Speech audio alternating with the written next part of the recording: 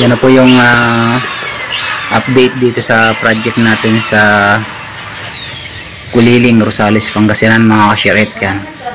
Bali, andito na sila sa likod, patapos sila.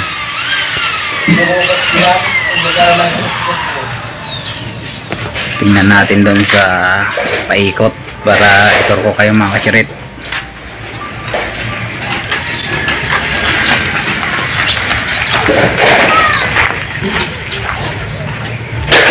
Ayan, ito yung harap.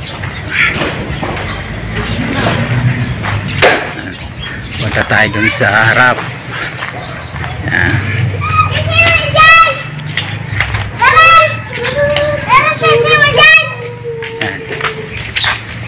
Yan ang mahirap dito mga ka-share-it pag mataas yung ginagawa natin, kasi pagkabit lang ng scaffolding is time consuming na talaga. Ayan. Tapos na ito mga ka-share-it, paikot. Waiting na lang kami sa pagmulog ko makana. Sige. Hanggang doon na mga ka-share-it. Yan. Pati down spot mga ka-share-it is naikabit na.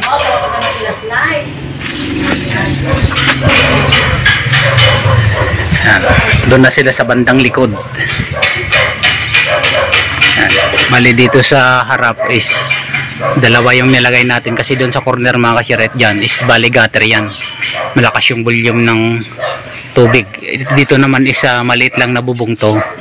Nilagyan pa rin natin para hindi na umikot yung tubig, mahulog na agad. Tapos dito mga ka-share-it ganoon din, maliit din yung volume ng tubig dyan. Mapapansin na yung downspot is single lang. Doon naman bali gutter naman yun mga ka-share-it. Yan. Kailangan is mayroon siya doon. Tapos yung maliit na bubong naman doon mayroon. Yan. Yan. Hindi halat ng corner mga ka-share-it lalagyan natin ng dalawang downspout, kasi magiging pangit na yung dating niya. Anticipate din natin yung volume ng tubig na papatak doon, kung marami ba o konti. Kasi lalo pag ganitong design mga ka-share-it is naka protrude yung downspout natin, tapos maraming halos lahat na poste, lagyan natin ng kabilaan dyan, lalagyan, tapos dito napakapangit mga ka-share-it. Kaya ganun yung ginawa natin dun mga ka-share-it.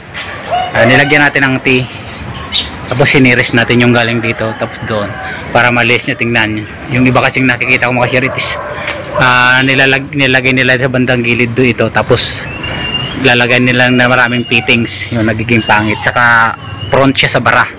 Okay. Yan mga ka-share-it, nilalagay na lang yung capping natin. Bali, lalagyan na lang natin siya ng capping, kasi may dati nang nakalagay na wall angle, yung naka-embed siya sa palitada. Ngayon, ang pangit naman tingnan, kasi parang wala siyang lining sa gilid, kaya pinapalagyan ko ng mga ka-share-it yung sinasabi ko, capping. And ipapatong na lang to sa spandrel, tapos i-rivet ng mga 1 foot ang layo. Yan. Para magkaroon siya ng lining. Yan. Kasi ganito mga ka-share-it yung itsura niya. Yan, makikita nyo yung mga ka-share-it. Yan, wala siyang lining, parang nakasagad siya sa pader. Lalagyan nila yan.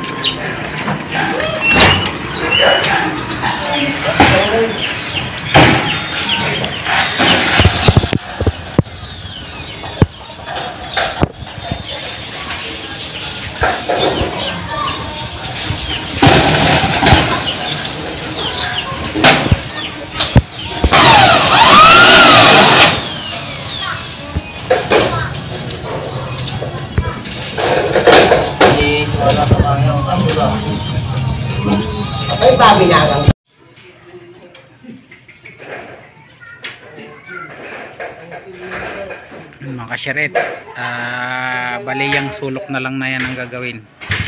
Konti na lang. Tapos yung mga downspout dudugtungan nila.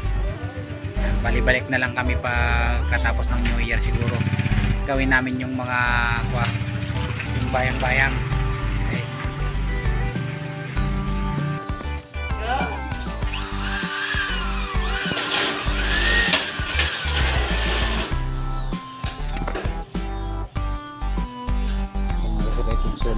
Ayan. Si Mark at saka si Bobby. Yung isang Mark is nasa loob, still nagpipintura pa mga kapatid kasi masyadong mataas siya. Ganyan ang apakan.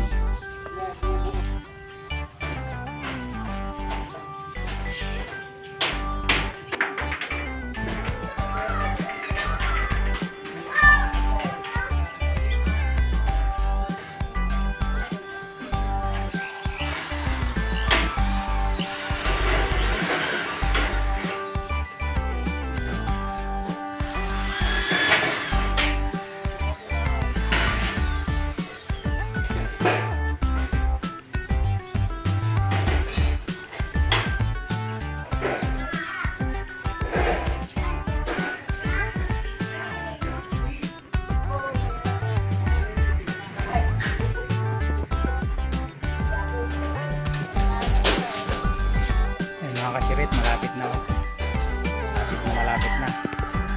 tatapos na itong araw na ito ngayon. Ito yung mga downspout, tuntungan na lang nila yan, bali tatlo.